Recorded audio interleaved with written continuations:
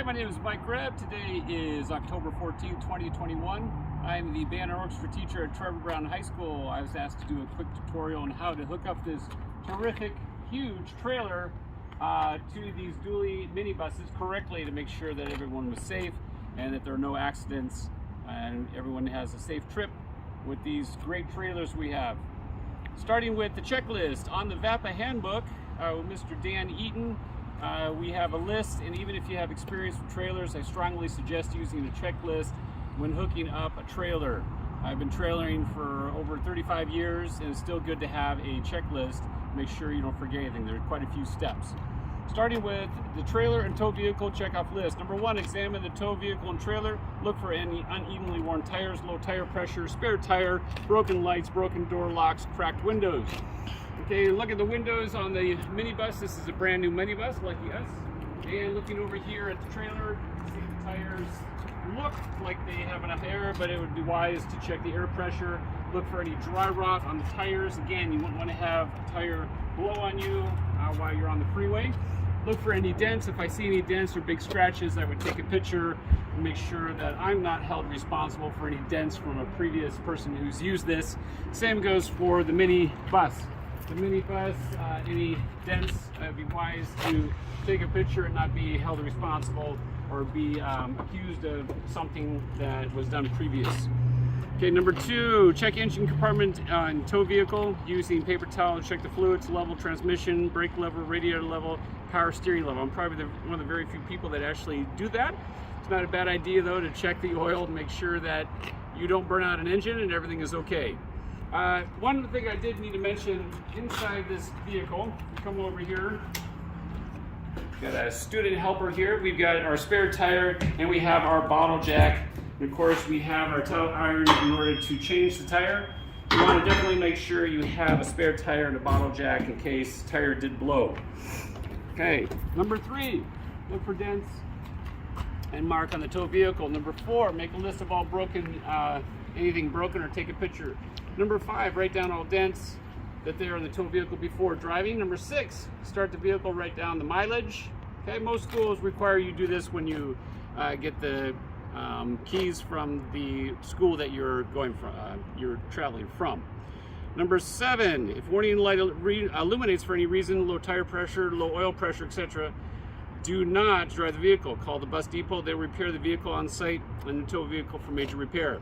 Today is Thursday. I plan to use this trailer on Saturday, but I am hooking it up, making sure everything works. The lights, there are no lights that came on. The brake lights, the turn signals work on the vehicle. I'm doing that on Thursday. If there is any issue with the trailer or with the minibus, DSF can come out here on Friday and I can still use the trailer, hopefully, and the minibus with a full day to repair both or either one of the vehicles. So giving yourself enough time if there are any issues and not waiting to the last second is crucial.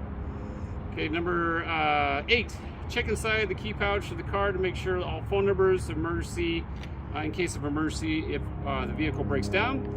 Number nine, check inside the key pouch for the gas card. Number 10, check gas level. If marked a quarter tank or below, fill the gas tank before trip.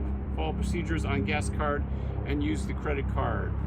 Okay, so again, most schools have that procedure already, and it's good to mark any dents or anything that's on this trailer or on the vehicle. Now regarding loading this trailer and hooking up the hitch correctly, this is very critical we do this correctly. So come on over here, let's take a look. All right, so before I lined up this dually, I had this lock on here. We want to make sure these trailers do not walk away on us, so just have this lock on your receiver on the trailer. Now this is a good lock, and you can't just simply drive up here and steal this trailer.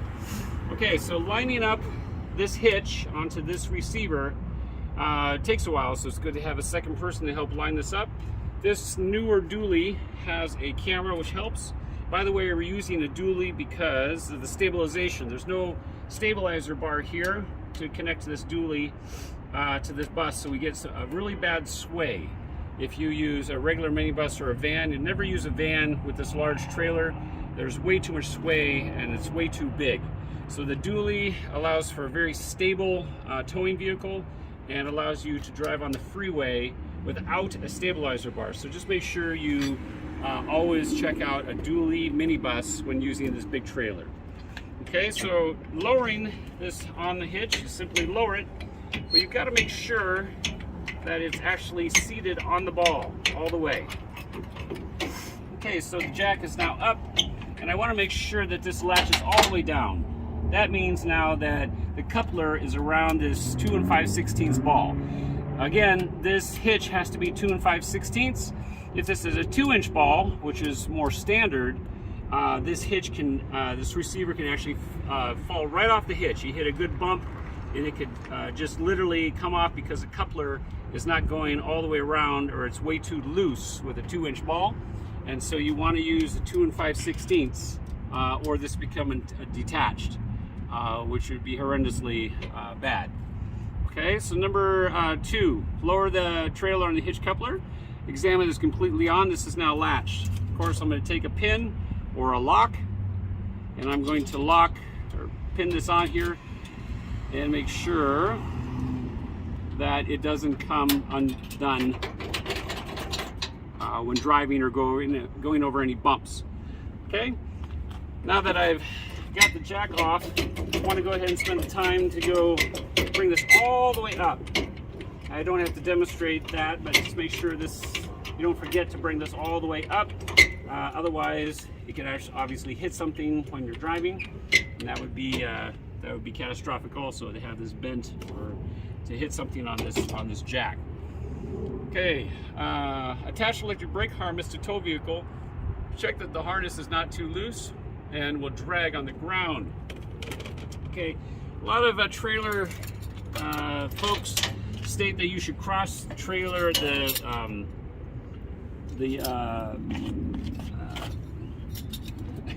you should cross the chains, because then if this becomes unhooked, then it will actually fall on the chains.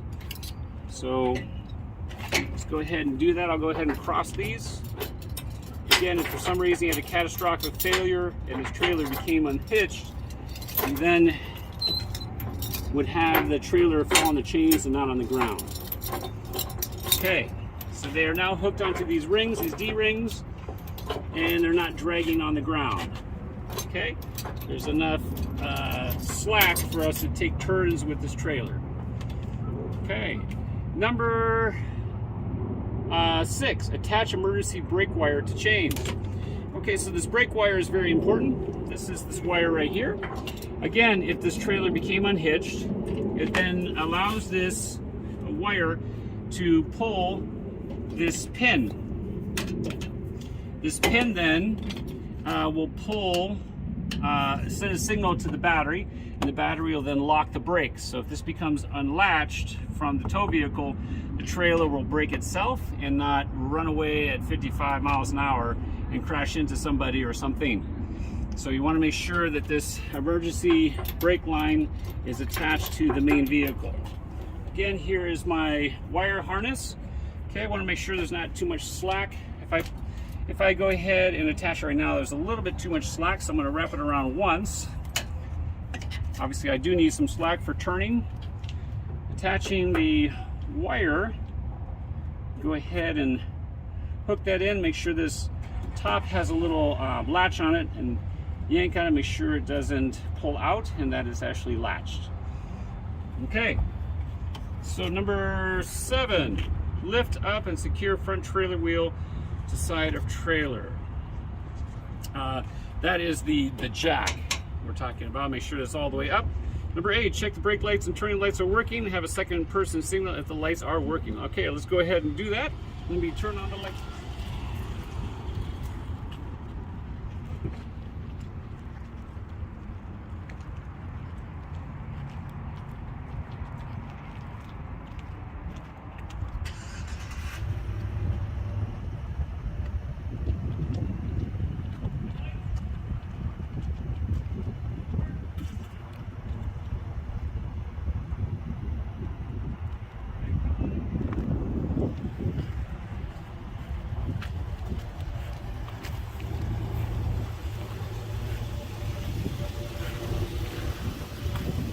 Lights are working?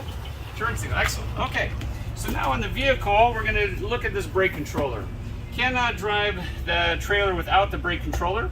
You have to have this. It's against the law to drive a trailer that requires electric brakes without the brake controller. Just as you have to have chains, you have to have the emergency brake wire. Those are all by law. You can receive a citation if you don't have any of these things for a trailer. You can notice now that this brake controller, the light is on, meaning that it's receiving signal to the trailer. Okay, there's a gain knob here, and as I practice driving this large trailer in the parking lot before I go on the street, I'm going to adjust this gain so that I have more or less brakes depending on how much weight I have in the trailer. So if I have the brakes, the trailer tires are locking on me, I'm going to have less gain, and if I need a little more pressure, I'll add more gain. So you can use this knob as you drive around the parking lot at your school to make sure your brakes are working properly. Of course, it's going to be different if the trailer is empty or if it's full of equipment. So when it's full of equipment, you can adjust a little more brake pressure. Okay, that's the brake controller. Okay, illuminating, that's number 9 we just talked about. Number 10, before driving on the main road, drive the trailer for a short distance in the parking lot. Push on the brakes to make sure that the electric brakes are working. Trailer tires should not lock up, and adjust. Number 11, load trailer with equipment evenly inside. There should not be too much equipment just on one side, right or left side of the trailer. Load the heaviest equipment over the axles. Do not have more weight behind the axles, back of the trailer, than in front of the axles, front of trailer. This can cause negative tongue weight. Do not have too much weight in the front axles. This can cause damage to the tow vehicle. 60% in front. For most vehicles, tongue weight should be a minimum of 250 pounds and should not exceed 500 pounds. Let's take a look at that real quick.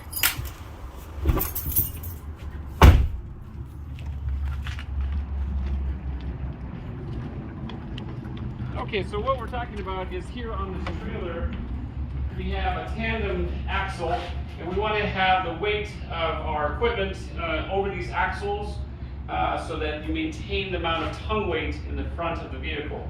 You can have a little more weight here in the front, but what you don't want is to have too much weight back here, which then causes negative tongue weight.